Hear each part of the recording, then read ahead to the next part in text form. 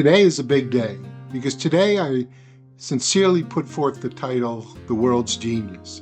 And I want to tell you how it happened. It's not my ego. I want to tell you the story, and it's based on the premise, Sir Isaac Newton's third law. Every action has an equal and opposite reaction.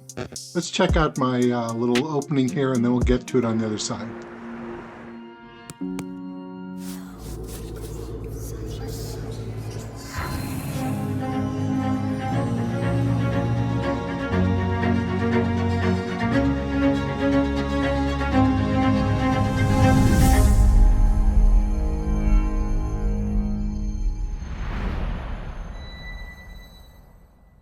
So there's another adage that genius is 2% inspiration and 98% perspiration. So essentially meaning, 2% of it's your brain power, your talent. So many people have talent, inspiration, good ideas, all this. And 98% of it is perspiration, the effort you put into it. And so every action has an equal and opposite reaction. How did it happen for me? Well, the long and short begins with the notion that I have faced the most incredulous opposition, irrational opposition in my life for going back about 36 years now. And for those who've ever experienced, extreme bullying, extreme narcissism, even psychopathic attacks, that's a part of it.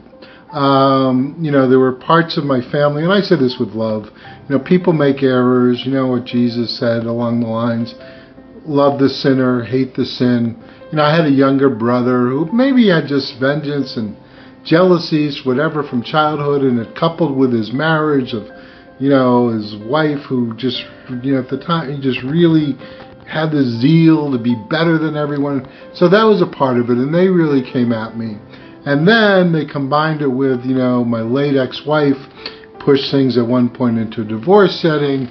And for those who've watched the Karen Reed situation and other things related to Massachusetts legal system, you can understand there is unfairness, and I say this again lovingly for Massachusetts because these challenges made me stronger and became opportunities. And, the Massachusetts legal system has challenges. And so because things were directed at me for 30-some years, this kind of thing, it gave me the chance, because I had an inner drive, ideals of fairness, I had an undeveloped purpose at the time that I wanted to bring forward. In essence, I would not yield. So as these forces came at me, and the extremity of it, it's mountains. I mean, a lieutenant in the Air Force once said, it's like lemons from here to the moon, which is why I have this little video. But it's the level of opposition that came at me and many permutations on a local level, greater Boston and its things. So several different avenues of opposition came at me. Essentially, and people don't really know about this kind of energy unless you've experienced it in the world or want to believe it, that there are energies that want to wipe you out. You see a fair amount of it on YouTube with chosen ones and some religious things, but there are people who are aware that there are people and energies that want to take people out. And the point being, I had this coming at me for 30 years, the most irrational, condemning kind of energy. And because I believe so much in equality and so much in fairness and so much in a moral sense, I just would not let this stuff beat me. And so what I'm saying is, where the world's genius came out of it is that, and I say it with a smile on my face, it's not a competition, but that I had this, like I'm talking to people from Harvard and Yale and Courts, places that are supposed to be high ideals in society coming at me and trying to eviscerate me. And because I would not stay in there and we stood toe to toe, over the course of 30, now 29 years in the most extreme fashion, I grew and changed a lot and I learned so much. And because I had ideals, this is where, for those who want coaching, training, go to our website, this kind of thing. Because I had ideals, I would not quit.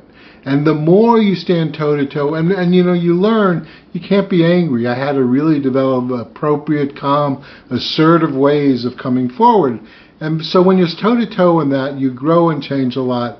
And that kind of insight into what the real ails of American are, this last election with the pendulum going back and forth, I believe Elon and Trump had a mission to stop crazy wokeism. And I'm of a liberal persuasion originally, and now they're going too far the other way, into taking as a mandate for them kingship. It's not about them, it's about America. It's finding that center point, that common sense, that reasonable nature. So out of this situation, because I wouldn't yield, I developed this insight that I share with people in terms of those who want to grow to higher levels, and offer this advocacy to America, because we can't deal with the extremes. We have to, our collective genius will be, we need what's best for America. We have to get to that notion of service. Government's there to serve and to help people, and all these kind of things. We've got to move to higher level, to better levels.